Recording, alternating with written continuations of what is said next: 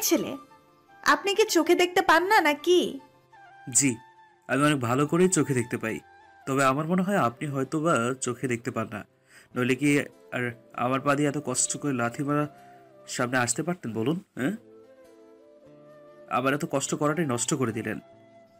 এই ছেলে, আপনি আমায় কি বললেন? আপনার তো সাহস কম নয়। একে তো আপনি দোষ করে আমায় কোকা কলার খালি ক্যান দিয়ে আমার মাথায় লাথি মেরেছেন, তার উপর আপনি আবার এসে আমায় কানা বলছেন।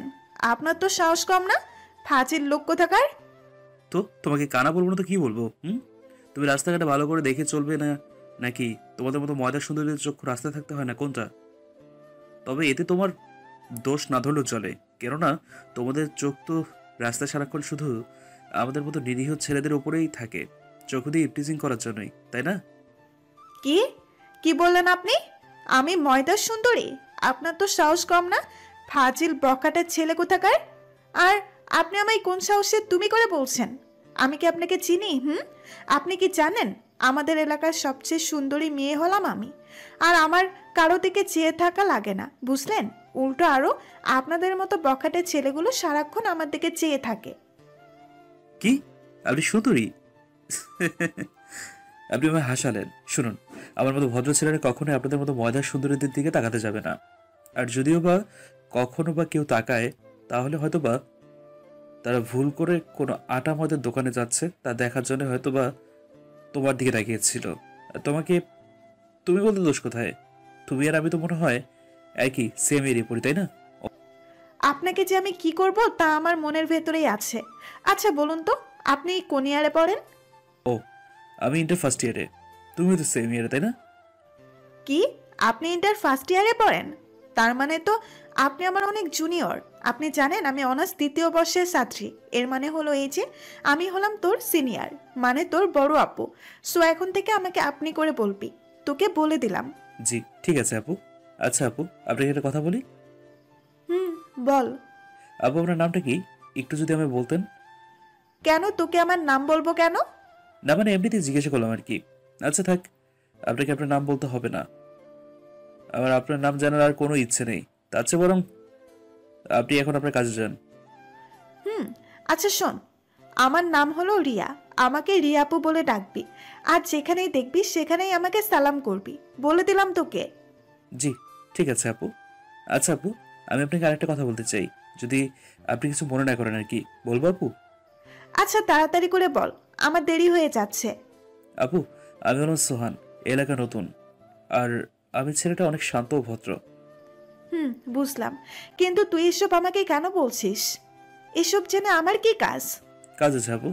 কেননা এখন আপনাকে আমি যে কথাটি বলবো, সেই কথাটি শুনে আপনি আমার নাম না শুনেন, তাহলে কেমন দেখায় না বলুন? আচ্ছা ঠিক আছে, আমি বুঝেছি। এবার তোর কি বলার আছে তাড়াতাড়ি করে বল। আমি আর এখানে দাঁড়িয়ে থাকতে পারবো না, কারণ আমাকে আবার আমার ছোট বোন দিয়াকে আনতে যেতে হবে। তাই যা বলো তাড়াতাড়ি করে বল। আপু, কথাটা হলো এটা যে আপনাকে কোকা কোলার ক্যানটা দিয়ে আমি ইচ্ছে করে লাথি মেরেছি। আর আরেকটা কথা, আপনি দেখতে কিন্তু সেই, তাই আমার তরফ থেকে আই লাভ ইউ ময়দা সুন্দরী রিয়া আপু। ব্যাস, এটুকুই বলার ছিল। আমি এখন আসি, কেমন আপু? এই বলে সেখান থেকে দৌড়ে পালিয়ে এলাম। নইলে তখন আমাকে রিয়া আপু ধরতে পারলে জিন্দা আস্ত খেয়ে ফেলতাম। কারণ আমি আসার সময় আপুর দিকে একটু হালকাভাবে তাকিয়েছিলাম। আর তখন যা দেখেছিলাম তা দেখে তো আমার গলার পানি শুকিয়ে গিয়েছিল। কারণ তখন আপুর রাগের চক্ষু একদম লাল করে আমার দিকে তাকিয়েছিল। যাই হোক, কোনো মতো সেখান থেকে চলে আসতে তো পারলাম। ও, আপনাদের তো আমার পরিচয়টা দেওয়া হলো না। আমি সোহান, সোহান রানা। ইন্টার প্রথম বর্ষের ছাত্র আমি। বাবা মায়ের অতি আদরের ছেলে। আমরা এলাকায় নতুন এসেছি, কারণ এখন এই এলাকায় কাজ পড়েছে, তাই এখানে আসা। আর তখন যার সাথে কথা বললাম, ওর নাম হলো রিয়া। এবার অনার্স দ্বিতীয় বর্ষের ছাত্রী। আপাতত এটাই জানি। তো আসল কথা আসি। আপনারা তখন যে শুনলেন আপুর সাথে কথা বলা কথাগুলো, আসলে তেমন কোনো ব্যাপার না। আমি তখন কানে হেডফোন লাগিয়ে গান শুনতে শুনতে আসছিলাম। গান শুনে আস্তে আস্তে হঠাৎ রাস্তায় একটা খালি ক্যান দেখতে পেলাম, কোকা কোলার ক্যান। তাই আর কোনো কিছু না ভেবে দিলাম একটা কিক। আমার ট্যাডা পড়া কপাল সেটা গিয়ে লাগলো একটা মেয়ের মাথায়। আর বাকিটা তো আপনারা নিজেই দেখলেন। তো আমি সেখান থেকে সোজা আমাদের নতুন বাসায় চলে এলাম, যে বাসাটা আব্বু নতুন ভাড়া নিয়েছে। অবশ্য বাসাটা আব্বুর এক ক্লোজ বন্ধুর। তারা থাকে তৃতীয় তলায় আর আমরা দ্বিতীয় তলায়। তো বাসায় গিয়ে আমি আম্মুর সাথে দেখা করে দুপুরে লাঞ্চ করে রুমে গিয়ে দিলাম একটা ঘুম। তারপর উঠলাম আবার বাসার কলিং বেলে আওয়াজের শব্দে। প্রথমে উঠতে চাইনি, কিন্তু আম্মু রান্নাঘর থেকে চিৎকার করে আমাকে বললেন দরজাটা খুলে দেখতে যে কে এসছে। তাই আমি অনেকটা বিরক্তি নিয়ে হাফ প্যান্টটা পরেই দরজাটা খুলতে গেলাম। এরপর দরজাটা খুললাম, আর দরজাটা খুলে আমি দরজার ওপারে যাকে দেখলাম তাকে দেখে তো আমার চক্ষু চড়ক গাছ। কেননা দরজার ওপাশে আর অন্য কেউ নয়, রিয়া আপু দাঁড়িয়ে আছে। আমি তো আপুকে দেখে সাথে সাথে দরজাটা আবার বন্ধ করে দিলাম। এরপর দিলাম আমার রুমে এক দৌড়। এদিকে রিয়া আপু আমাকে দেখতে পেয়ে সাথে সাথে আবার দরজার কলিং বেল বাজাতে থাকে, কিন্তু আমি তো ভয়ে আর দরজা খুলছি না। পরে আম্মু এসে দরজাটা খুলে দিল। এরপর আসসালামু আলাইকুম আন্টি। ওয়ালাইকুম আসসালাম মা।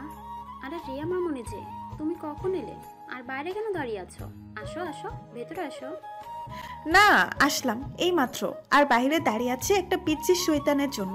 আচ্ছা আন্টি, কিছুক্ষণ আগে একটা পিচ্চির শয়তান ছেলে এসে দরজাটা খুলে দিয়েছিল। ছেলেটা কে আন্টি? আর কোথায় গেল পিচ্চিটা? পিচ্চি ছেলে? আমাদের বাসায় তো পিচ্চি ছেলে নেই। তাহলে তুমি কার কথা বলছো? হো, বুঝেছি, তুমি আমার ছেলে সোহানের কথা বলছো। ও তো এখন ঘরে শুয়ে আছে। আমাকে বললো ওকে যেন না ডাকাডাকি করি। কিন্তু কেন রিয়া মামুনি, তুমি হঠাৎ আমার ছেলেকে কেন খুঁজছো? ও কি তুমি কিছু করেছে? করতেও পারে। ও যে আবার শয়তান ছেলে, সারাক্ষণ শুধু আমাকে জ্বালিয়ে খায়। তাও গিয়ে দেখো, হয়তো সে এখনো তোমাকে দেখে ওয়াশরুমে দরজা বন্ধ করে বসে আছে। ধন্যবাদ আন্টি। আজ তো আপনার পিচ্চি ছেলেকে আমি দেখেছি। আমার সাথে টক্কর দেওয়া, তাই না? দেখাচ্ছে আজকে আপনাদের পিচ্চিকে। এই বলে রিয়া সোজা আমার রুমে ঢুকে গেল, আর গিয়ে দেখে যে আমি ঠিকই আমার রুমের ওয়াশরুমে দরজা বন্ধ করে লুকিয়ে আছি। তাই রিয়া দরজার কাছে গিয়ে বলল, আই পিচ্ছি, তুই দরজা খোল তাড়াতাড়ি করে। আজকে তোকে আমি খেয়ে ফেলবো। আমাকে প্রপোজ করা, তাই না? আর আমি ময়দা সুন্দরী বলা, তাই না? আজকে যদি আমি তোর সব শয়তানি পাত্রামি বের না করেছি, তাহলে আমার নাম রিয়া না। এই বাতর, তুই দরজা খোল তাড়াতাড়ি করে বলছি। আমি দরজাটা খুলে দিই আর তুমি আমার মতো বাচ্চা ভদ্র ছেলেটাকে একা পেয়ে নির্যাতন করো, তাই না? শোনো, আমি এতটাও বোকা নই। সো আমি আজকে আর আমার ওয়াশরুমের দরজাটা খুলছি না। বাচ্চা ছেলে, তাই না? তোর বাচ্চাগিরি আমি বের করছি। আগে দরজাটা তো খোল। আজকে তোকে বুঝাবো বড়দের প্রপোজ করা শাস্তি কাকে বলে। আগে তুই দরজাটা তো খোল। প্রপোজ করে তো কি হয়েছে? হ্যাঁ, প্রপোজ করছি তো কি হয়েছে? আমি তো শুধু আবার নিজের মনের ভাবটাকে প্রকাশ করেছি তোমাকে। এতে যদি তুমি আমার থেকে বয়সে বড় হও তাতে আমার কি? এখানে আমার কি করার মতো কিছু আছে? তাই বলি কি আপু, আপনি এখন এই বাচ্চাটাকে ক্ষমা করে দিয়ে এখান থেকে চলে যান প্লিজ, তাহলে অনেক ভালো হয়। না বাচ্চা ধন, তোকে তো আমি আজ এত সহজে ছাড়ছি না। আজকে তোকে তো 12টা বাজিয়েই ছাড়বো। আর চলে যা মানে কি? তোর তো সাহস কম নয়। তুই আমাদের বাসায় এসে আমাকে আমার বাসা থেকে চলে যেতে বলছিস? আজকে তো আমি ওকে খেয়েছি। তুই শুধু একবার বাইরে বেরিয়ে আয়। তাহলে তো আমি আর জীবনে এই ওয়াশরুমের দরজা খুলবো না, কারণ আমি আমার জীবনটাকে অনেক ভালোবাসি। সো আমার এখন এত কচি বয়সে তোমার হাতে মরার কোনো ইচ্ছে নেই। সো নো দরজা খোলাখুলি। এখন তুমি বসে থাকতে পারো জানো। এই এই, তুই আবার আমাকে কি বললি? তোর তো সাহস কম না। তুই আবার আমাকে জানো বললি? পিচ্চির শয়তান ছেলে কোথাকার। তোকে শুধু একটিবার আমার হাতের কাছে পাই, তখন তোকে বুঝাবো রিয়া কি জিনিস। আর এখন বের হবি না তো কি হয়েছে? তোকে কি পরে আমি হাতের কাছে পাবো না? যখন পাবো তখন দেখিস আমি তোর কি অবস্থা করি। পিচ্চির শয়তান ছেলে কোথাকার। এই বলে রিয়া আবার রুম থেকে বাইরে বের হয়ে চলে এলো। আমিও রিয়া আপুর বের হওয়ার সাথে সাথে ওয়াশরুমের দরজা খুলে বাইরে বেরিয়ে এলাম। এরপর ফ্রেশ হয়ে এসে আম্মুর কাছে জিজ্ঞেস করলাম, আর জিজ্ঞেস করার পর আম্মু আমাকে যা শোনালো তার জন্য তো আমার ভয়ে পায়ের তলা মাটি কাঁপতে শুরু করে দিয়েছিল। আম্মু, কিছুক্ষণ আগে যে মেয়েটা আমাদের বাসায় এসেছিল সে মেয়েটা কি আম্মু? তুই রিয়ার কথা বলছিস তাই তো? সে তো তোর আঙ্কেলের বড় মেয়ে রিয়া। আমাদের বাসার উপরতলায় ওরা থাকে। আজকে সকালে এসেছিল। ওর আম্মু নাকি আমায় ডেকেছিল, তাই সেজন্য আমাকে ডাকতে এসেছিল। বড় মিষ্টি মেয়ে, জানিস মেয়েটা? কিন্তু কেন রে? না, তেমন কোনো ব্যাপার না। আসলে সকালে আমার রুমে দেখলাম তো, তাই আর কি, এমনিতেই জিজ্ঞেস করলাম, তাছাড়া আর কিছুই নয়। ঠিক আছে। ও আচ্ছা, তোকে তো একটা কথা বলাই হয়নি। কথাটা হলো এই যে, আজকে রাত থেকে তুই রিয়ার কাছে পড়তে যাবি। আমি ওকে বলে দিয়েছি, আর সেও বলেছে যে সে ওকে রাত করে পড়াবে। তাই তুই আজকে থেকেই রাতে ওর কাছে পড়তে যাবে। আম্মু আমি তো কোচিং এক জায়গায় করতেছি, তাই না? তাহলে আবার কেন ওর কাছে পড়তে যেতে হবে? তাই বলি কি আম্মু, আমি রিয়া আপুর কাছে পড়তে যাব না। তুমি বরং ওনাকে না বলে দাও, কেমন? এত কিছু বুঝি না। আমি বলেছি তুই রিয়ার কাছে পড়তে যাবি তো পড়তে যাবি, ব্যাস। আমার এই কথাই শেষ কথা। আমি তো আর কোনো কথা শুনতে চাই না। এই বলে আম্মু রান্নাঘরে চলে গেল। আর এদিকে আমি পড়ে গেলাম মহা চিন্তায়, কেননা আজকে রিয়া আপু যদি আমাকে হাতের কাছে পায় তাহলে হয়তো আর আস্ত রাখবে না, আমাকে একদম বিনা লবণে চিবিয়ে খেয়ে ফেলবে। তাই আর বেশি কিছু না ভেবে অনেক ভয়ে ভয়ে রাতে রওনা দিলাম রিয়া আপুদের বাসায় গিয়ে কলিং বেলটা চাপ দিলাম। আমি তো অনেক ভয়ে আছি, এই ভেবে যে রিয়া আপু আমাকে দেখেছে আবার কি করেছে। কিন্তু না, আমার কপালটা তখন একটু ভালোই ছিল। তখন রিয়া আপু দরজা খুলেনি, খুলেছি আমার বয়সী একটা মেয়ে, দেখতে মোটামুটি চলে। তো মেয়েটা দরজা খুলে আমাকে দেখে একটা মিশি হাসি দিয়ে বলল, কে আপনি আর এখানে কাকে চাই? জি আমি সোহান, এই বাসার দ্বিতীয় তলা থাকি। আর আমাকে এখানে আম্মু পাঠিয়েছে রিয়া আপুর কাছে পড়তে আসার জন্য। রিয়া কি বাসায় আছে? এখন যদি না থাকে তাহলে তো অনেক ভালো। ও রিয়া মনে হয় বাসায় নেই, তাই না? তাহলে আর কি করার, থাক, আমি কালকে পড়ার জন্য আসবো। ও আরেকটা কথা, আপনাকে তো ঠিক চিনলাম না। আপনাকে তো এখানে আগে কোনোদিন দেখিনি। আপনি কি নতুন এসেছেন এই এলাকায়? না, আমি এই এলাকায় ছোট থেকে বড় হয়েছি। আর আমি এই এলাকায় নতুন না, নতুন হলেন আপনি। আর আপনি তো মহা ফাজিল লোক। আমি কি আপনাকে বলেছি যে আপু এখন বাসায় নেই? তাহলে আপনি নিজে নিজেই কেন কথা বলে পালাচ্ছেন? ও আরেকটা কথা, আপনার তো সাহস কম না? আপনি রিয়াপুর নাম ধরে কেন ডাকলেন? আপনি জানেন না আপু আপনার কত সিনিয়র? আরে সেটা কোনো ব্যাপার না, আমি আপনার বোনকে নাম ধরে রাখি কারণ আপনার বোন রিয়া আমাকে অনেক লাইক করে, কিন্তু আমি করি না। আচ্ছা ওসব কথা ছাড়ুন, আগে এটা বলুন তো আপনার নামটা কি? আর আপনি কি এটা জানেন যে আপনি দেখতে অনেক সুন্দর? যে কোনো ছেলে দেখলে আপনাকে প্রথম দেখাতেই ভালোবেসে ফেলবে। এটা মিথ্যা কথা বললাম। আমার মুখে নিজের প্রশংসা শুনে মেয়েটা অনেকটা লজ্জা পেয়ে গেল। লজ্জা তো পুরো মুখটাই লাল বর্ণ ধারণ করে ফেলেছে। ধন্যবাদ। আমার নাম দিয়া। আমি এই বাড়ির ছোট মেয়ে, এবার এসএসসি দিয়েছি। আচ্ছা, তোমার নামটা যেন কি? তোমাকে তো আগে কখনো আন্টির সাথে দেখিনি। আমি সোহান, বাবা মায়ের অতি আদরের শান্ত ছেলে। এবার ইডের প্রথম বর্ষের ছাত্র আমি। আর এতদিন আমি অন্য এলাকায় ছিলাম, তো তাই তোমার মতো ময়দা সুন্দরীদের চোখে পড়েনি। তো বাইরেই দাঁড়িয়ে থাকবে নাকি ভেতরেও আসবে? আপু ভেতরেই আছে, তুমি একটু ভেতরে এসে বসো, আপুকে আমি না হয় ডেকে দিচ্ছি। আচ্ছা ঠিক আছে, চলো। এই বলে আমি রিয়া আপুদের বাসার ভেতরে চলে এলাম। এরপর সেখানে সোফায় গিয়ে বসলাম। পরে কি জানি মনে করে দিয়ার কাছ থেকে রিয়া আপুর রুম কোনটা সেটা জেনে নিয়ে সোজা রিয়া আপুর রুমের কাছে চলে গেলাম। আপুর রুমের কাছে গিয়ে দেখি যে আপুর রুমের দরজাটা খোলা, অর্থাৎ ভেরানো ছিল। তাই আমি কিছু না ভেবে সোজা ভিতরে চলে গেলাম। রুমের ভিতরে গিয়ে দেখি রুমটা অনেক সুন্দর করে গোছানো, তবে রুমে আপুকে কোথাও খুঁজে পেলাম না। তাই চুপচাপ আপুর বিছানায় বসে রইলাম। কিন্তু সেখানে বসার কিছুক্ষণ পরেই রিয়া আপু গায়ে টাওয়াল পেঁচিয়ে ওয়াশরুম থেকে বের হতো। গায়ে আপুর তখন শুধু একটা টাওয়াল ছিল। তখন আপুকে যা লাগছিল না, ইস, আপনাদেরকে তা বলে বোঝাতে পারবো না। তবে আমি যে আপুর রুমে এসেছি সেটা মনে হয় আপু বুঝতে পারিনি, তাই সে নিজের মতো করেই কাজ করতে লাগলো। কিন্তু একসময় আপু যা করলো তা আমি কোনো দিনই ভুলতে পারবো না। কেননা আপু আয়নার সামনে গিয়ে আমাকে দেখতে না পেয়ে গায়ের টাওয়ালটা সরিয়ে দিল। আর তা দেখে আমার তো গলার পানি শুকিয়ে কাঠ হয়ে যাওয়ার মতো অবস্থা, কারণ তখন আমি বিনা পয়সায় গঙ্গা দর্শন করে ফেলেছি।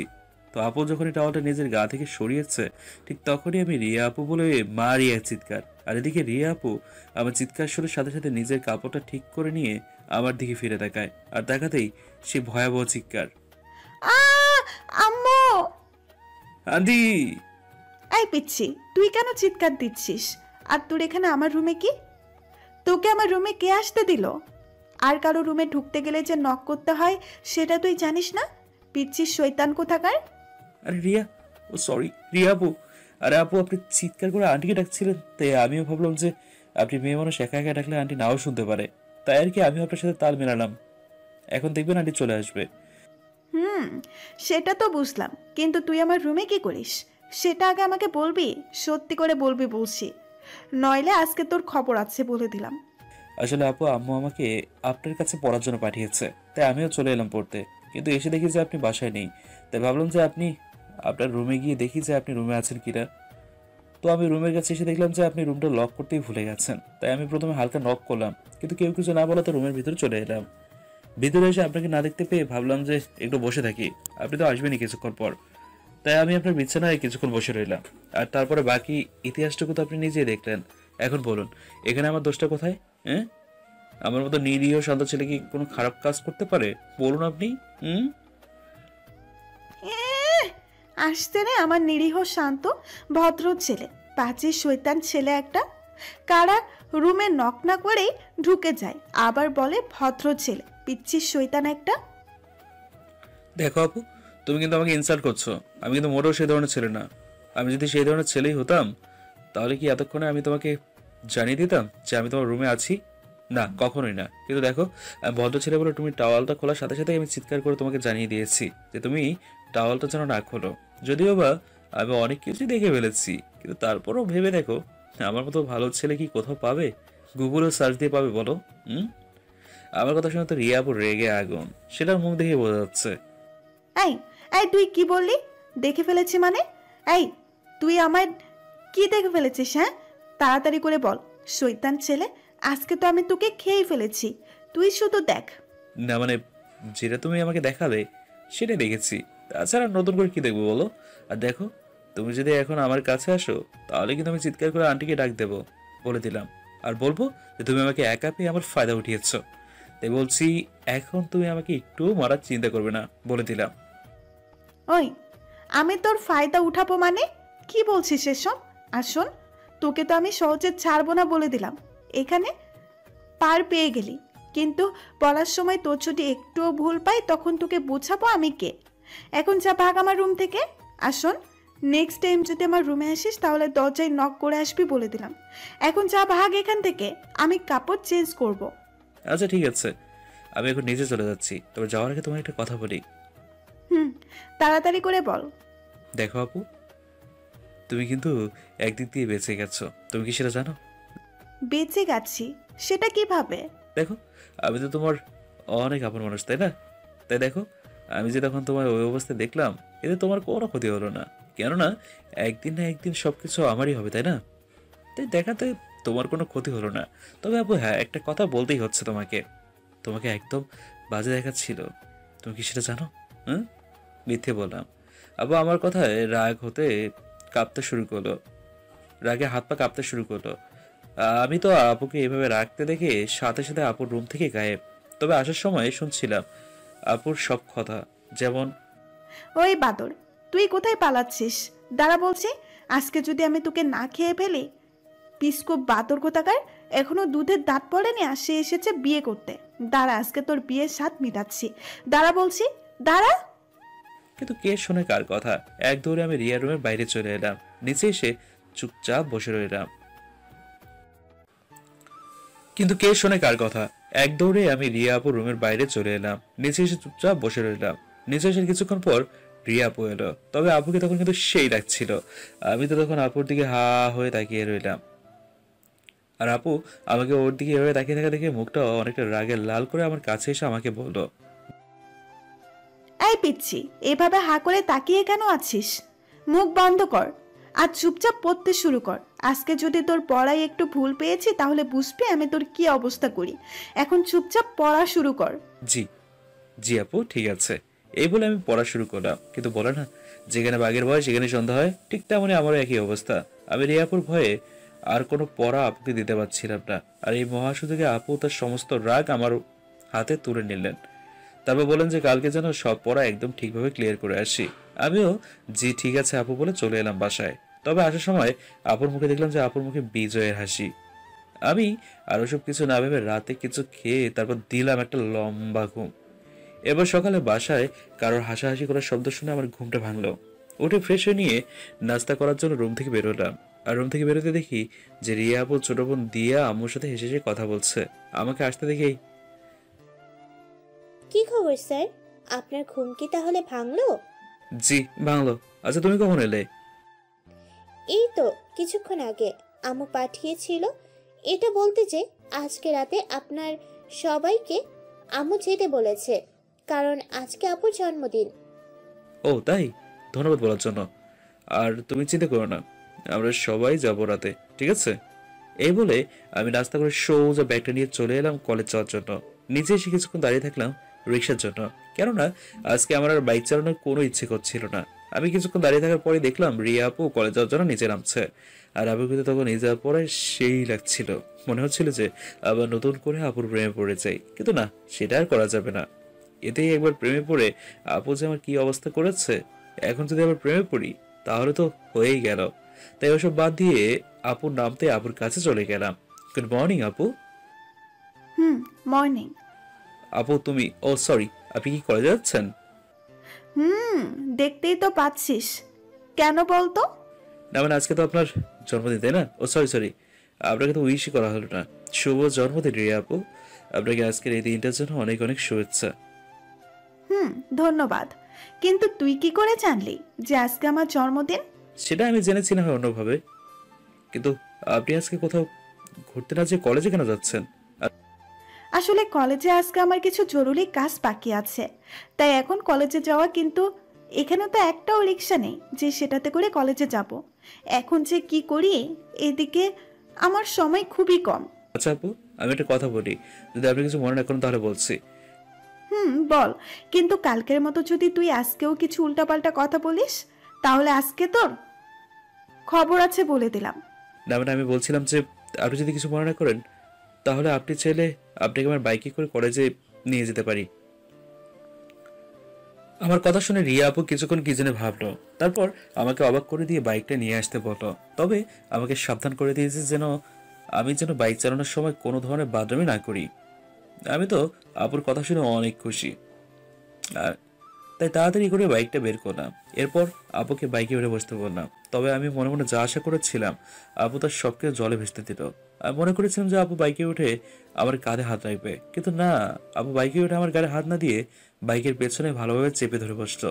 তাই আমিও মনের দুঃখে বাইকটা ধীরে ধীরে চালিয়ে সোজা আমাদের কলেজে চলে এলাম। ও, আপনাদেরকে তো জানানোই হয়নি, রিয়াপুর কলেজ আর আমার কলেজ সেম, একটাই কলেজ।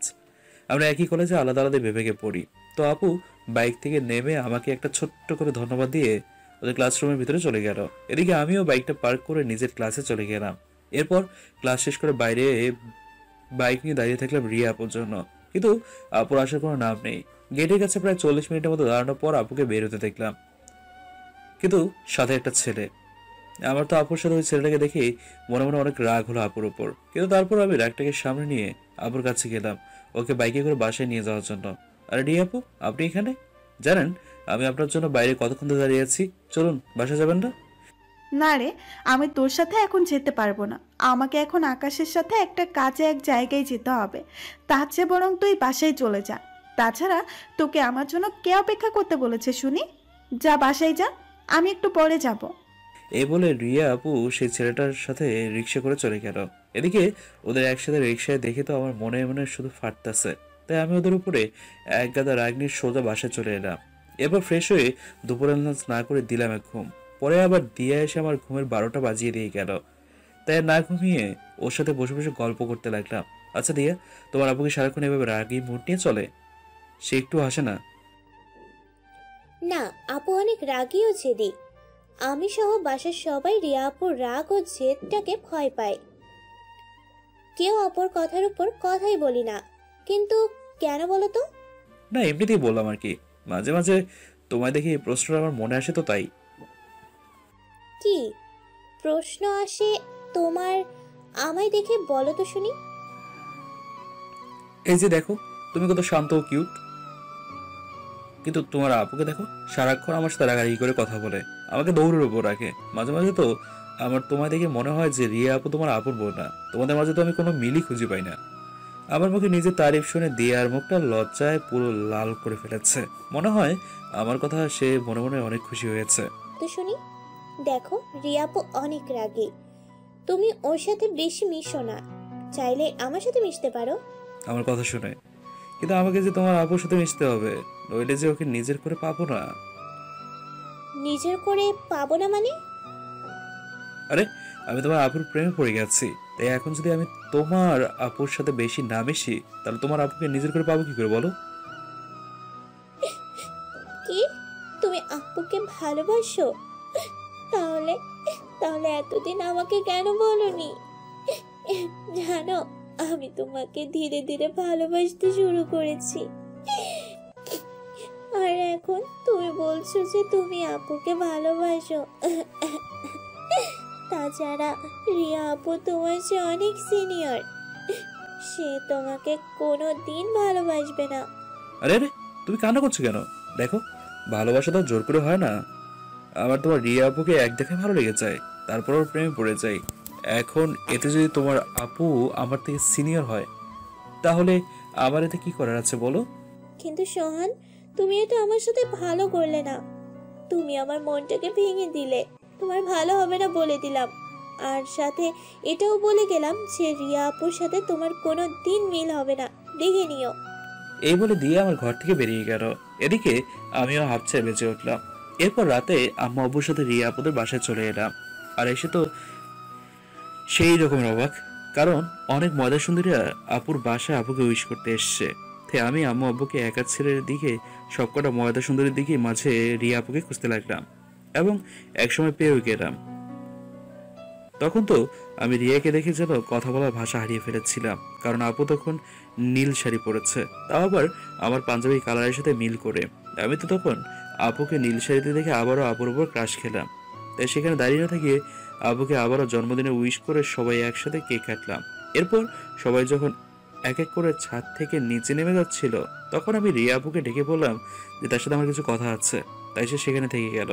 আপু, আজকে কিন্তু তোমাকে নীল শাড়িতে সেই লাগছে। ধন্যবাদ। এটা আমায় আকাশ আজকে জন্মদিনে গিফট করেছে। আচ্ছা বল, তুই কি যেন বলবি?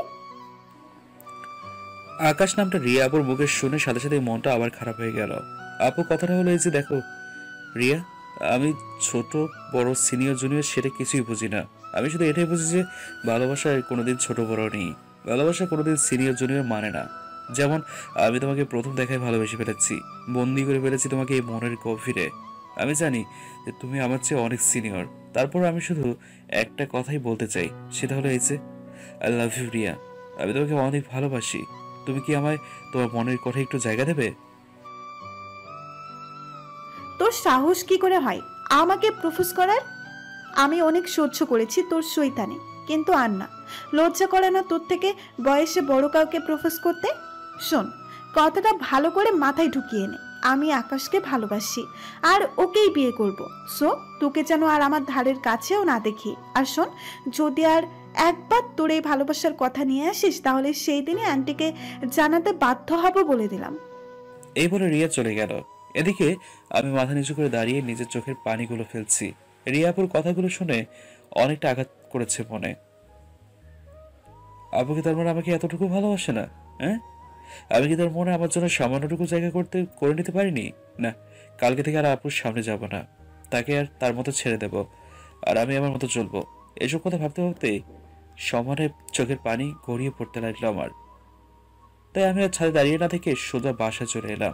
এরপর নিজের রুমে গিয়ে দরজা বন্ধ করে চিৎকার করে কান্না করলাম। কান্না করতে করতে কখন যে ঘুমিয়ে পড়েছি তা বুঝতেই পারিনি। সকালে সূর্যের আলো চোখে পড়ায় আমার ঘুমটা ভেঙে যায়। তাই উঠে ফ্রেশ হয়ে কিছু খেয়েই সোজা কলেজের দিকে চলে গেলাম। তবে আসার সময় আম্মুকে আমার নাস্তা করার জন্য বারবার ডাকছিল। কলেজে যাওয়ার কিছুক্ষণ পরেই রিয়া আপুকে দেখলাম আকাশের বাইকে করে কলেজে ঢুকতে। এটা দেখে তখন আমার মনে মনে অনেক কষ্ট হয়। তারপর আমি সেদিকে আর খেয়াল না করে নিজের ক্লাসে চলে গেলাম। কয়েকটা ক্লাস করে আর ভালো না লাগে আবার বাসায় চলে এলাম। আমাকে এত তাড়াতাড়ি বাসায় আসতে দেখে আম্মু আমাকে জিজ্ঞেস করে যে আমার কি হয়েছে, আমি ঠিক আছি কিনা। আমি তখন আম্মুকে জড়িয়ে ধরে অনেক কান্না করি। এরপর তাকে কিছু না বলে সোজা নিজের রুমে চলে যাই। এদিকে আম্মু আমাকে হঠাৎ এভাবে কাঁদতে দেখে অনেক অবাক হয়ে যান। আর হবেই না বা কেন, যে ছেলে সারাক্ষণ শয়তানি করে বাড়ি মাতিয়ে রাখে, সেই ছেলে যদি হঠাৎ এরকম ভাবে কান্না করে, তাহলে তো অবাক হওয়ারই কথা। তো এভাবে চলছিল আমার দিনকাল। সেদিনের পর থেকে আমি আর রিয়া আপুদের বাসায় পড়তে চাইনি, আর আপুর সামনেও না। তবে একটা ব্যাপার দেখতাম যে রিয়া আপু যখনই আমাকে দেখতো তখনই সে আমাকে কিছু না কিছু বলার জন্য আমার দিকে আসতো, তবে বলতে পারতো না, কারণ তার আগে আমি সেখান থেকে চলে যেতাম। তো একদিন আমি মন খারাপ করে কলেজে না গিয়ে সোজা একটা শিশু পার্কে চলে গেলাম মন ভালো করার জন্য। কিন্তু সেখানে গিয়ে আমি যা দেখলাম তা দেখে আমার মাথায় আগুন লেগে গেল। কারণ আমি পার্কের ভিতর গিয়ে দেখি যে রিয়া আপুকে কয়েকজন লোক মিলে রিয়া আপুর সাথে অসভ্যতামি করছে, আর আকাশ আরেক দিদি দৌড়ে পালাচ্ছে। তখন আমি কিছু না ভেবে চলে গেলাম তাদের কাছে। গিয়ে সাথে সাথে দিলাম একটা লোকের নাকে ঘুষি। সাথে সাথে লোকটার নাক দিয়ে রক্ত গড়িয়ে পড়তে লাগলো আর লোকটি মাটিতে পড়ে গেল। এরপর ওকে বাদ দিয়ে বাকি লোকগুলোর কাছে গেলাম, কিন্তু তাদের সাথে একা লড়ে উঠতে পারলাম না, কেননা তারা সবাই অনেকজন ছিল। তো তাদের সাথে না পেরে ওঠায় আমি মাটিতে পড়ে যাই আর তারা আমাকে সমানে পেটাতে থাকে। এদিকে রিয়া আমাকে এভাবে মার খেতে দেখে পাগলের মতো চিৎকার করা শুরু করে দেয়। ও চিৎকার শুনে পার্কের আশেপাশে যত মানুষ ছিল তারা সবাই আমাদের কাছে চলে আসে। মানুষগুলো আমাদের কাছে আসায় এদিকে যারা আমাকে মারছিল তারা সবাই জানের ভয়ে পালিয়ে যায়।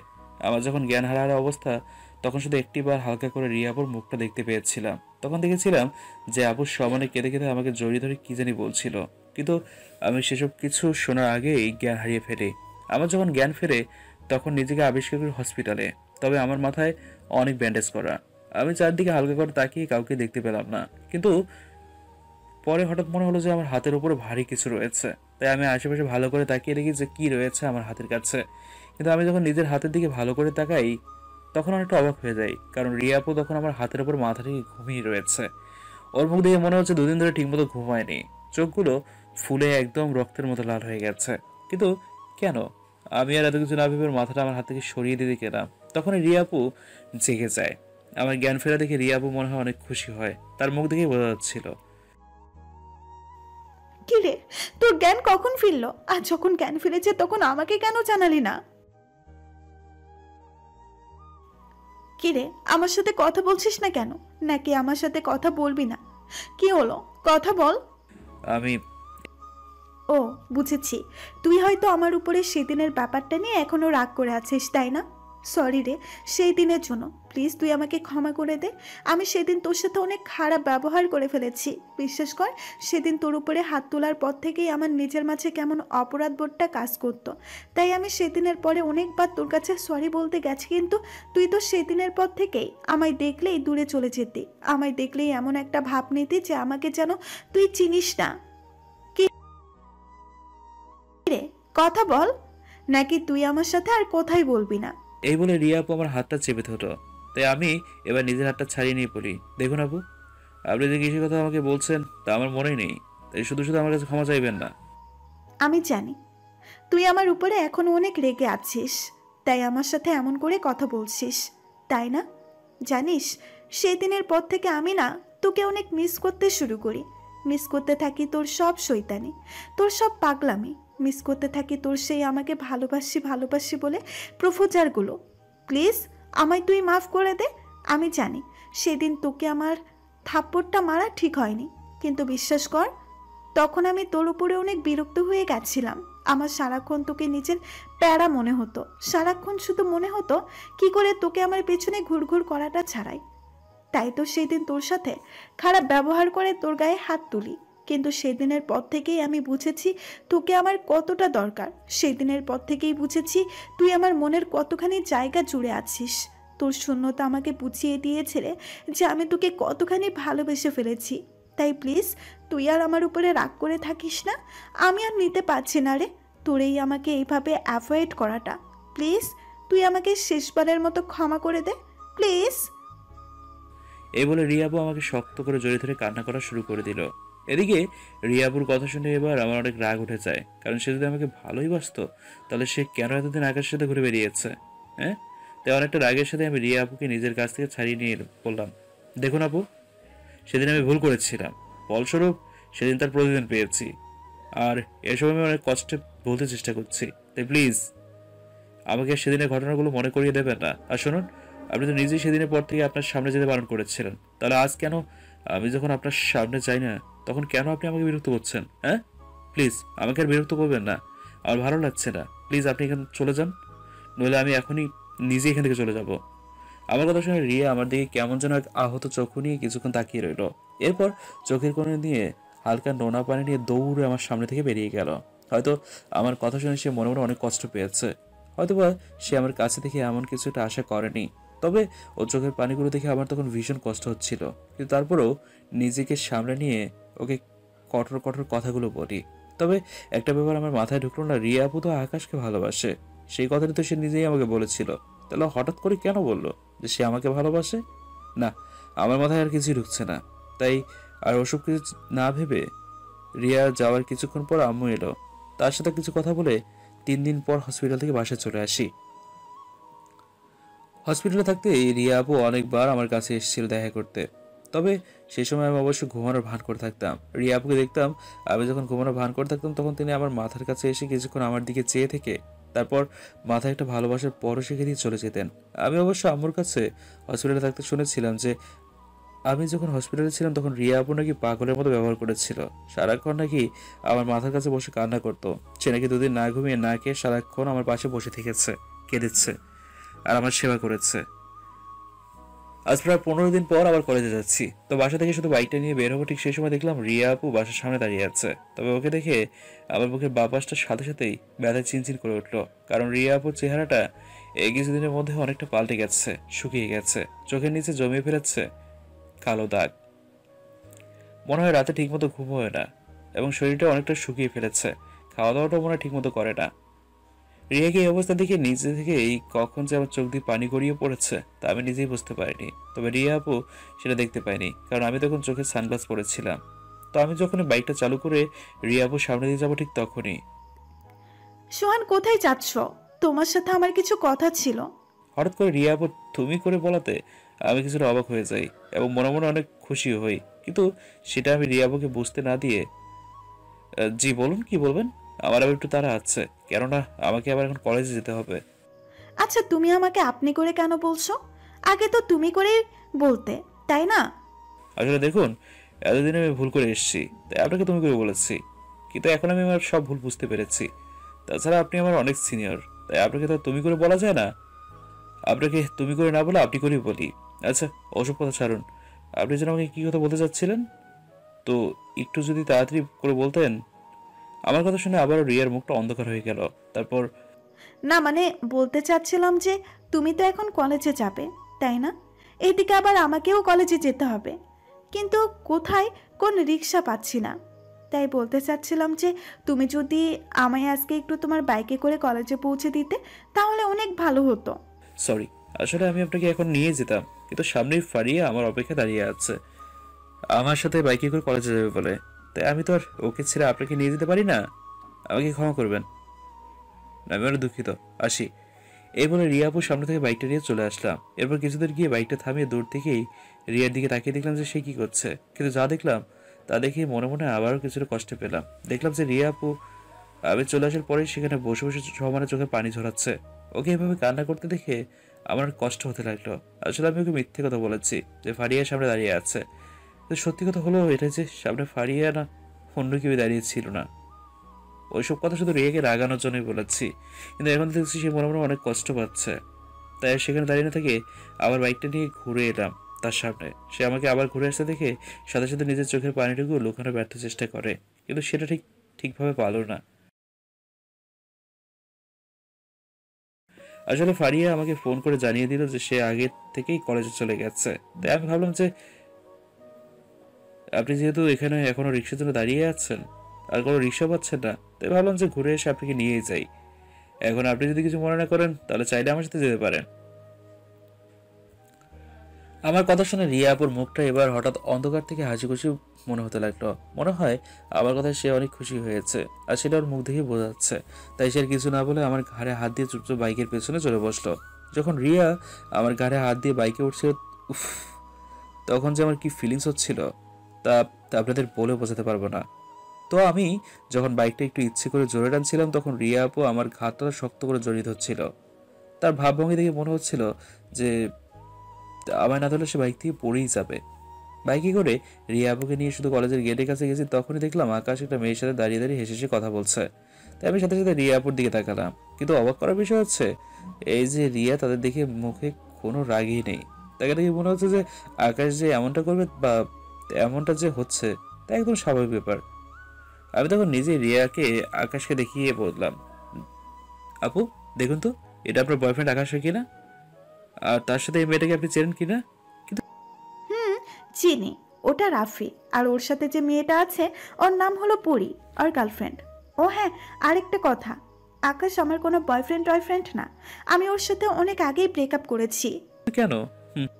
কারণ কেউ একজন আমায় তার পাগলামি দিয়ে আমার মনটা কেড়ে নিয়েছে, তাই আর আমি ওকে ছাড়া থাকতে পারবো না বলে আকাশের সাথে ব্রেকআপ করে ফেলেছি। এখন বুঝেছো তো নাকি পিচ্চি শয়তান? বুঝেছি। আচ্ছা এখন আমি যাই। আমার ক্লাস বাকি আছে। ওকে যাও, তবে বাসায় যাবার সময় আমাকে সাথে নিয়ে যেও। হুম। এই বলে রিয়া আপুর সামনে থেকে চলে এলাম। তবে এটা ভেবে আমার মনে মনে অনেক খুশি লাগছে যে রিয়া আকাশের সাথে ব্রেকআপ করে ফেলেছে, তাও আবার আমার জন্য। আমি এর কথা এটাও বুঝে গেছি যে রিয়া আমাকে ভালোবেসে ফেলেছে, সেটা আমার ব্যবহারেই বোঝা যাচ্ছে। কিন্তু আমি তো ওকে এত তাড়াতাড়ি মেনে নেবো না। আমাকে সে অনেক কষ্ট দিয়েছে, তাই আমিও আমার কষ্টের প্রতিশোধ নেবো আগে, তারপর না হয় তাকে নিজের করে নেব। আমি ক্লাস শেষ করে বাইরে দাঁড়িয়ে আছি রিয়া পর্যন্ত। আমি দাঁড়ানোর কিছুক্ষণের মধ্যে রিয়া ওর ক্লাস রুম থেকে বাইরে বের হয়ে এলো। এরপর তাকে নিয়ে সোজা বাসায় চলে এলাম। তবে আসার সময় মাঝপথে রিয়া আমার সাথে ফুচকা খেতে চাইছিল, কিন্তু আমি না করে দিয়েছিলাম। আমি না করে তখন দেখেছিলাম রিয়ার চোখে কোনো হালকা নোনা পানি চকচক করছে। তো বাসায় এসে ফ্রেশ হয়ে হালকা কিছু মুখে দিয়ে দিলাম একটা লম্বা ঘুম। কিন্তু ঘুমটা বেশি করে স্থায়ী হলো না, কারণ শুধু যখন ঘুমটা আমার চোখের কোণে এলো বলে তখনই বেহায়া ফোনটা বেজে উঠলো। তাই আর না ঘুমিয়ে অনেকটা বিরক্তি নিয়ে ফোনটা হাতে নিলাম, এটা দেখার জন্য যে কোন বেটা গাধা আমার ঘুমটা নষ্ট করার জন্য ফোন দিয়েছে। ফোনটা হাতে নিয়ে দেখি যে আমার কলেজের বেস্ট ফ্রেন্ড শামীম ফোন করেছে। তাই আমি সাথে সাথে ফোনটা রিসিভ করলাম। আর ওর কথায় যা বুঝলাম সেটা হলো এই যে কালকে কলেজে একটা অনুষ্ঠান আছে, আর সেই অনুষ্ঠানে নাকি আমাকে গান গাইতে হবে, কারণ সে নাকি অনুষ্ঠানে আমার গান গাওয়ার নামও দিয়ে ফেলেছে। তাই এখন নাকি আমার না করার কোনো রাস্তা নেই। তাই আমিও আর ওর কথায় না করতে পারলাম না। আমিও বলে দিলাম যে কালকে আমি অনুষ্ঠানে গান গাইবো। এই বলে আমি ফোনটা কেটে দিলাম। এরপর দিলাম আবার একটা ঘুম, কিন্তু সেটাও বেশিক্ষণ স্থায়ী হলো না, কারণ এবার ফোন না, বাসার কলিং বেল। কে যেন বারবার বাসার কলিং বেলটা বাজিয়ে যাচ্ছে। এবার অনেকটা রাগ আর বিরক্তি নিয়ে দরজাটা খুলতে গেলাম, কিন্তু দরজা খুলে আমি তো অবাক, কারণ দরজায় তখন রিয়া আপু একটা বাটি নিয়ে দাঁড়িয়ে আছে। তো আরেকটু ভালো করে তাকিয়ে দেখি যে রিয়া আপু এক হাত দিয়ে ওর চক্ষু দুটো ঢেকে রেখে দাঁড়িয়ে আছে। তাই আমি আবার হাত থেকে বাড়িটা নিয়ে বললাম, আপু আপনি এখন এখানে, আর এক হাত দিয়ে নিজের চক্ষু দুটো কেন ঢেকে রেখেছেন? কি হলো আপু, কথা বলুন।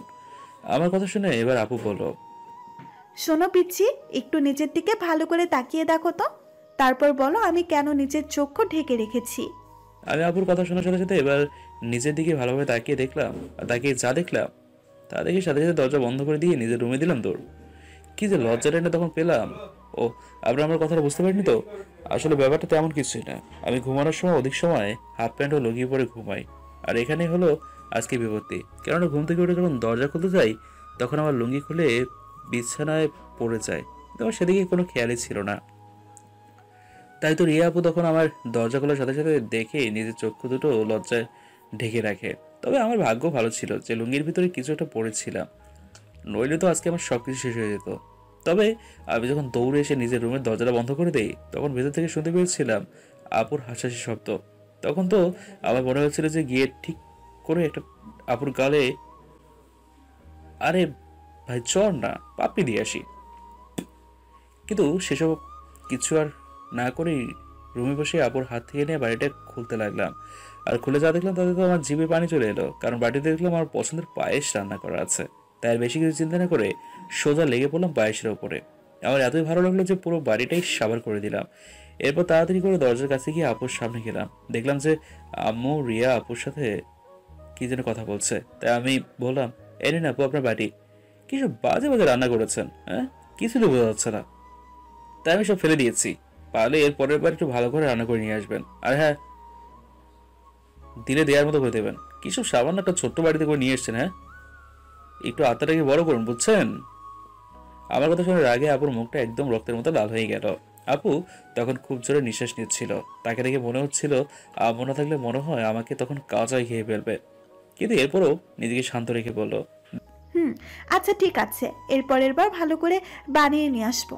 আসলে আমি নিজেই বুঝতে পারছি না, সবাই তো বললো যে পায়েসটা নাকি অনেক সুন্দর রান্না হয়েছে, তাহলে তোমার যে কেন ভালো লাগলো না সেটাই বুঝতে পারছি না। দেখুন এখানে রান্না যদি ভালো না হয় তাহলে আমার কি বলার আছে বলুন? হ্যাঁ, আপনি পায়েস ভালো করে রান্না করতে পারেননি তাই আমি খারাপ বলে দিলাম, কেননা আমি কোনোদিন মিথ্যে কথা বলতে পারি না। আর বাকি সবাই ভালো বলেছে কারণ তারা হয়তো আপনার মন ভুলতে চায়নি, তাই খারাপটাকেও ভালো বলেছে। ও মা, তাই?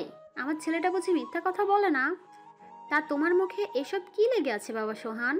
আমার তো কেমন জানি পায়েসের মতো কিছু একটা মনে হচ্ছে।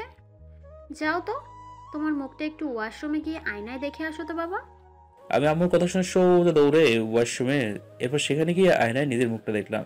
মুখটা দেখে সেখানে নিজেকে মনে মনে অনেক গালিগালাজ করলাম যে এটা চুরি করে খাবি তো, তাই বলে সেটা আবার তাদের সামনে প্রমাণ হিসেবে নিয়ে দিতে হবে। হ্যাঁ, মনে মনে আরও অনেক গালি দিয়ে তখন তাদের সামনে না গিয়ে সোজা নিজের রুমে চলে এলাম। তবে রুমে এসে শুনতে পেলাম রিয়া আপু ও আম্মুর হাসাহাসি শব্দ। তবে সেটা যে আমাকে নিয়েই তার বুঝতে আমার বাকি রইল না। সকালে অনেক সময় ঘুমিয়েছিলাম, কিন্তু হঠাৎ করে কেন জানি আমার অনেক গরম লাগতে শুরু করলো। সেটা কোথায় তা বুঝতে পারছিলাম না। সেদিকে খেয়াল না করে চক্ষু না খুলে আবার ঘুমানোর দিকে ঢলে পড়লাম, কিন্তু সেটা আর বেশিক্ষণের জন্য না। কেননা হঠাৎ করেই আমার হাতে অনেক গরম লাগতে শুরু করলো। একসময় এতটাই গরম লাগলো যে সাথে সাথে আম্মু বলে বিছানা থেকে লাফিয়ে উঠলাম। আর যা হবার তাই হলো। মানে বুঝতে পারিনি তাই তো? তাহলে বুঝিয়ে বলি। আমার তখন হাতে গরম লাগার কারণে বিছানা থেকে লাফ দিতে গেলাম, একদম বিছানা থেকে নিচে।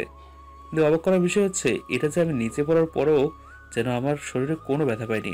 পড়ে যাওয়ার পরে আমার মনে হচ্ছিল যে আমি কোনো নরম তুলার বস্তার উপরে পড়েছি। কিসের উপর পড়েছে তা দেখার জন্য সাথে সাথে চক্ষু খুলে নিচের দিকে তাকালাম। কিন্তু চক্ষু খুলে আমি নিচে যখন তাকালাম তখন তো আমার মনে হচ্ছে যে চক্ষু যেন ভয়ে আমার শরীর থেকে পালিয়ে গেছে। মানে এবারে বুঝতে পারিনি তাই তো? আসলে আমি নিচে যার উপরে পড়ে গেছি সেটার কেউ নয়, তিনি আমার মনের রানী রিয়া আপু। আমি তো তখন আবার রিয়া আপুর উপরে ক্রাশ খাইলাম, কিন্তু পরক্ষণে আবার আপুর দিকে ভালো করে তাকিয়ে দেখলাম যে আপুর রাগে ফুলতেছে। তাই আমি আর আপুর উপর পড়ে না থেকে সাথে সাথে উঠে গেলাম। এরপর কিসের জন্য হাতে গরম লাগছিল তা দেখার জন্য বিছানার দিকে একটু ভালো করে লক্ষ্য করলাম। আর তাকিয়ে যা দেখলাম তা দেখে রিয়ার উপর অনেক রাগ হতে লাগলো। কারণ আমি যখন ঘুমিয়েছিলাম তখন সে চায়ের কাপে আমার হাতের আঙ্গুল ঢুকিয়ে রেখেছিল, যার জন্য আবার তখন এত গরম লাগছিল। তাই একটু রাগের লোক নিয়ে আপুকে নিচ থেকে উঠালাম। এরপর কি পিচ্ছি শয়তান, এভাবে বান্দরের মতো করে লাফালাফি কেন করছিলে? আর লাফিয়ে পড়লি তো পড়লি, তাও আবার আমার উপরে। আর একটু হলে তো আমায় মেরেই ফেলতি। তো রিয়ার কথা শুনে যেন মাথায় রাগ উঠে গেল। সেটা বড় কথা, আগে এটা বলুন আপনি আমার রুমে কেন? আর আপনার কি সাধারণ জ্ঞান বলতে কিছু নেই? হ্যাঁ, আমার মতো একটা দুধের শিশুর হাতটা আপনি গরম চায়ের কাপে দিয়ে রেখেছিলেন। আর একটু তো আমার হাতটাই বাদ দিতে হতো, বাদ দিয়ে দিতে হতো। হ্যাঁ, তখন কি কেউ আমাকে বিয়ে করতো বলুন? আসছে না আমার দুধের বাচ্চা, তুই তো একটা পিচ্ছি শয়তান ছেলে, আবার বলে দুধের শিশু। তুই তুই যদি দুধের শিশুই হোস তাহলে তোর থেকে সিনিয়র আপুদের প্রপোজ কেন করিস? লুচ্চা ছেলে কোথাকার। দেখেন আপু, আপনি কিন্তু আমাকে চরম অপমান করছেন। এটা কিন্তু ঠিক না। আমি মোটেও সেরকম ছিল না। আচ্ছা ঠিক আছে, আমি মানছি আমি আপনাকে প্রপোজ করেছিলাম, তাতে কি হয়েছে? আমি তো শুধু আমার মনের ভাবটাকে প্রকাশ করেছি, তাই না? আর তাছাড়া আপনি তো আর আমার ভালোবাসাকে এক্সপেক্ট করেননি। অ্যাকসেপ্ট করেছেন? করেননি, তাই না? তাহলে আপনি কেন আমাকে লুচ্চা বলবেন বলেন? তাই বলছি, এরপর এবার যদি আরেকটিবার আমাকে লুচ্চা বলেন তাহলে কিন্তু ভালো হবে না, বলে দিলাম। কেন রে পিচ্ছি, তোকে লুচ্চা বলবো না তো কি বলবো? পিচ্ছির শয়তান একটা, যা তোকে 1000 বার বলবো যে তুই একটা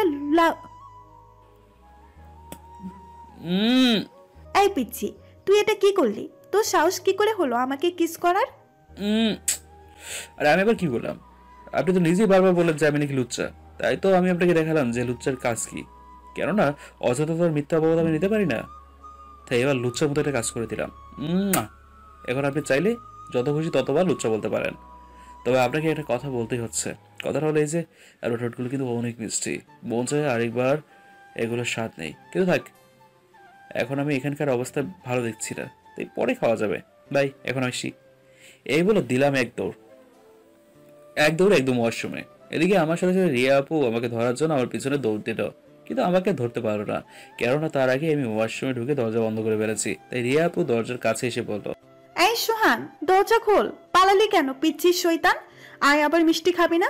একবার শুধু দরজাটা খোল, তারপর তোকে আমি বুঝাবো আমি কি জিনিস।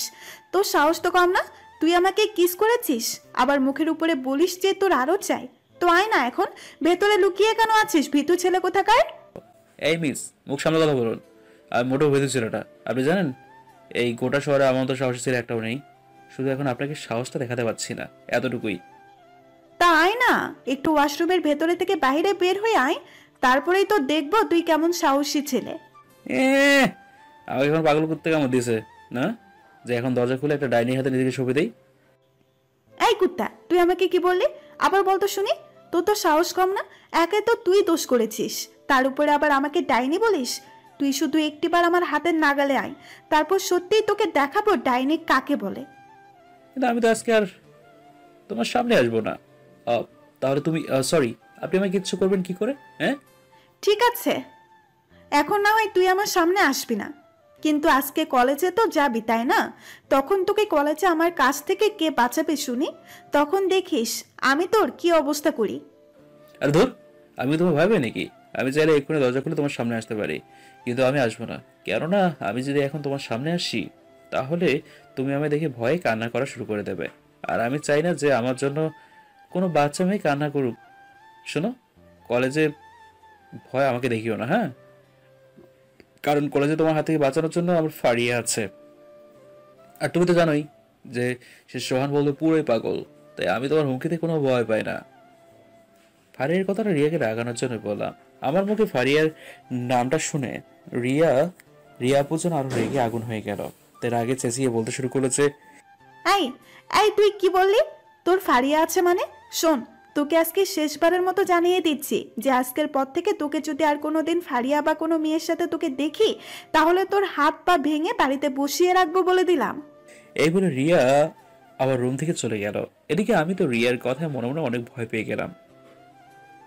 অনেক কষ্টে রিয়া আপুর হাত থেকে লুকিয়ে লুকিয়ে কলেজে আসতাম। তারপর কিছু বন্ধুদের সাথে কথা বলে আবার ক্যাম্পাসের কোনো এক কোণে লুকিয়ে রইলাম রিয়ার ভয়ে। এরপর যখন অনুষ্ঠান সবকিছু সাজানো শেষ হয়ে গেল এবং আমার গান গাওয়ার পালা এলো, তখন আর লুকিয়ে না থেকে ভয়ে ভয়ে স্টেজে উঠলাম গান গাওয়ার জন্য।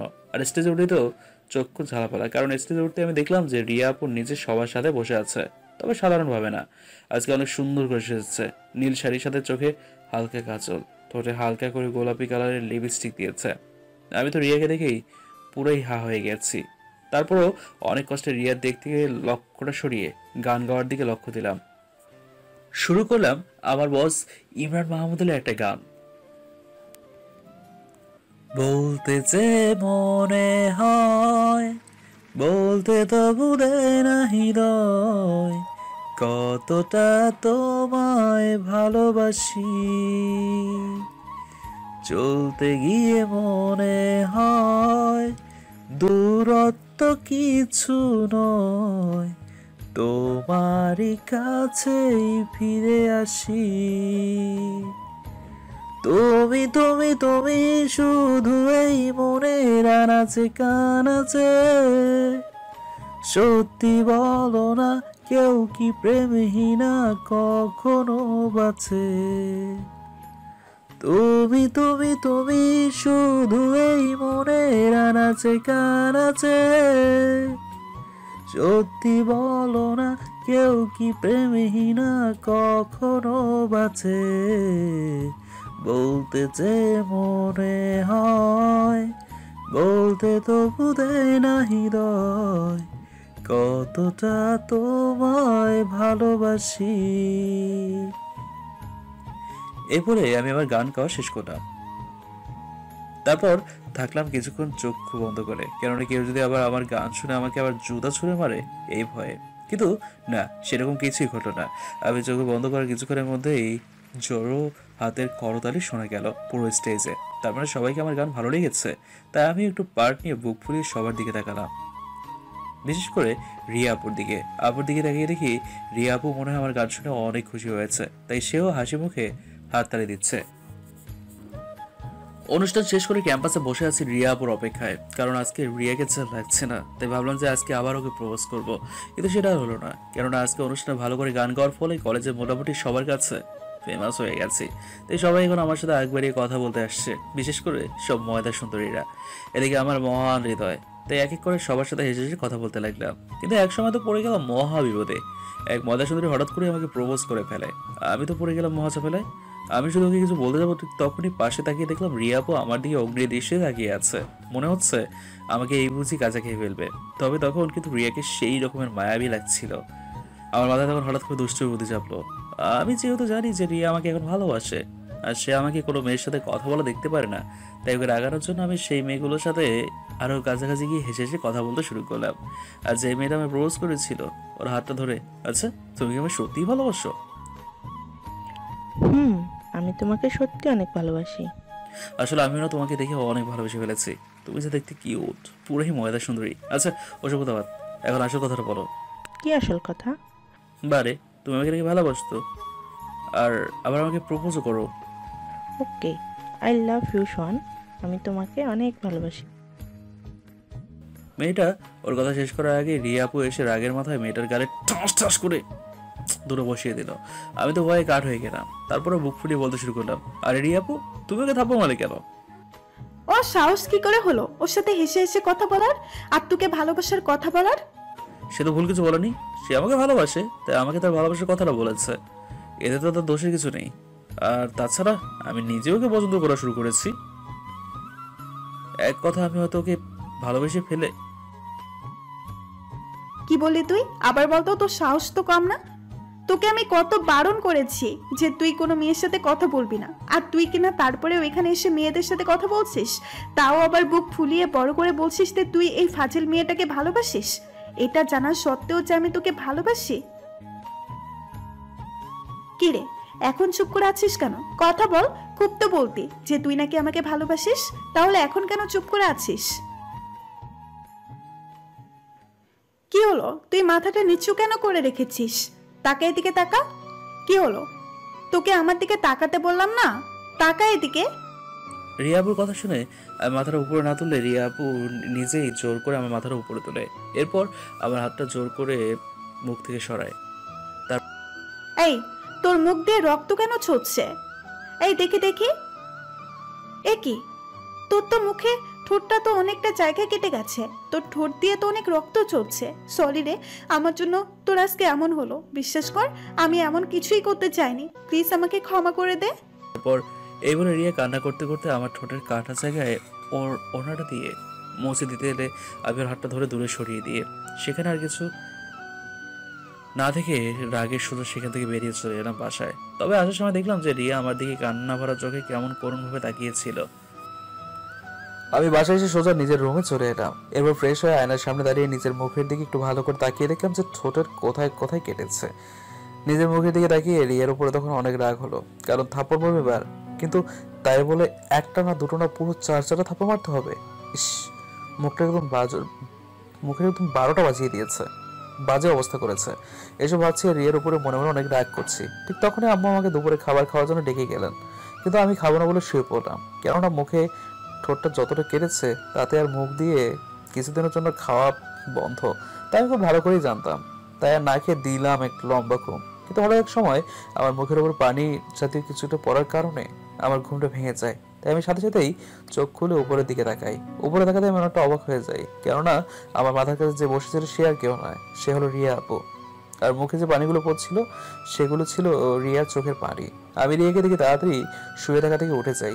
এরপর, তুমি তুমি কেন এসছো আমার রুমে? হ্যাঁ, আবার কেন এসছো? আবার সবার সামনে থাপ্পড় মারো নাকি? প্লিজ সোহান, তুমি আমাকে ক্ষমা করে দাও। বিশ্বাস করো, আমি তখন ভাবিনি যে আমার থাপ্পড়ের কারণে তোমার ঠোঁটের এতখানি কেটে যাবে। আসলে আমি তখন অনেক রেগেছিলাম, কারণ তুমি যখন ওইসব ফাজিল মেয়েদের সাথে হেসে হেসে কথা বলেছিলে, জানো আমার তখন কতখানি কষ্ট হয়েছিল ওদের সাথে তোমাকে কথা বলতে দেখে। তখন আমার মনে হচ্ছিল যে কেউ হয়তো বা আমাকে তোমার কাছ থেকে কেড়ে নিয়ে যাচ্ছে। তাই তো তখন তোমাকে হারানোর ভয়ে আর ওদের সাথে তোমাকে দেখে নিজেকে আর ঠিক রাখতে পারলাম না। কিন্তু বিশ্বাস করো, আমি বুঝতে পারিনি যে এমন কিছু একটা হয়ে যাবে।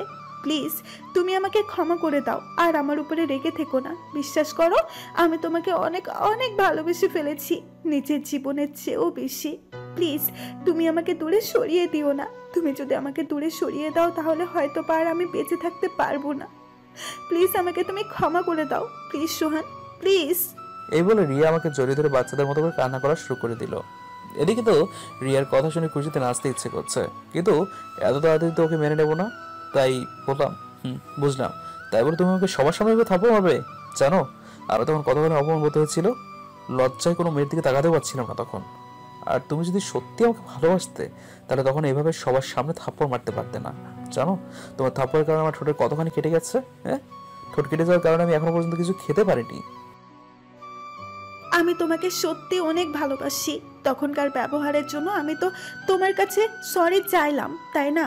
আর তোমায় থাপ্পড় মারার কারণে যখন তোমার ঠোঁট কেটে গেছে, তাই এখন তুমি চাইলে আমাকেও থাপ্পড় মারতে পারো। নাও, মারো। এই বলে রিয়ার মুখটা কান্না ভেজা চোখে আমার দিকে বাড়িয়ে দিল। দাদা, আমি বড়দের গায়ে হাত তুলি না। ভুল যখন তুমি করেই ফেলেছো তখন তো আর বলে কিছু লাভ হবে না। তার চেয়ে বরং তুমি যদি আমায় তোমার ওই গোলাপি ঠোঁটগুলো দিয়ে একটু আদর করে দিতে, তাহলে হয়তো বা আমার ঠোঁটে কেটে যাওয়া জ্বালাটা কমে যেত। কম তো। আমার কথা শুনে রিয়া আপু আমার দিকে কেমন জানি হঠাৎ কান্না ভেজা চক্ষু বাদ দিয়ে রাগী লোক নিয়ে তাকিয়ে রইল। কি কি বললে আবার বলতো? তোর তো সাহস কম না? এর আগেও তুই আমায় কিস করেছিস, কিন্তু আমি তখন কিচ্ছু বলিনি। তবে এবার যদি আর একবার এমন কিছু করার চিন্তাধারাও মাথায় আনিস না, তখন দেখবি আমি তোর কি হাল করি। থাক, লাগবে না তোমার আদর। আমি না হয় ফারিয়ার কাছে যাব। সে তোমার মতো তো দজ্জাল মেয়ে না, সে অনেক ভালো একটা মেয়ে। তার উপরে মেয়েটা আবার আমার অনেক ভালোবাসে, আমাকে অনেকবার প্রপোজও করেছিল। তাই ভাবছি ওকে একটা সুযোগ দেবো। থাকো, আমি না হয় ফারিয়ার কাছে গিয়ে আদর নেবো। আর আমার জানা মতো সে আমায় না করবে না। থাকো তুমি, আমি ফারিয়ার কাছে গেলাম। এই বলে আমি সেখান থেকে শুধু বাইরে বের হয়ে চলে আসতে যাবো, ঠিক তখনই রিয়া আমার শার্টের কলারটা পেছন থেকে টেনে ধরে ওর সামনে নিয়ে আসে। এরপর, এই তুমি কোথায় যাচ্ছ? শোনো, তুমি যদি আর একটি পা এখান থেকে সামনে বাড়াও না, তাহলে পাগুলো কেটে হাতে ধরিয়ে দিব বলে দিলাম। আর তোমার তো সাহস কম না? আমার সামনে তুমি এই ফাজিল মেয়েটার নাম নিচ্ছ? তোমাকে শেষবারের মতো বলে দিচ্ছি, তুমি ফারিয়া তো দূরের কথা, আজকের পর থেকে যদি কোনো মেয়ের দিকে তাকিয়ে আছো না, তাহলে দেখবা সাথে সাথে তোমার চক্ষু দুটো তুলে হাতে ধরিয়ে দিব বলে দিলাম। তো আমি কি করব? তুমি তো নিজেই ফারিয়ার কাছে যেতে বাধ্য করেছো। তুমি যদি এখন আমাকে একটু আদর করতে, তাহলে কি আমি আর আমার কথাটা শেষ করতে পারলাম না। তার আগে রিয়া আমার মুখটা ওর দুটো মিষ্টি ঠোঁট দিয়ে বন্ধ করে দিয়েছে।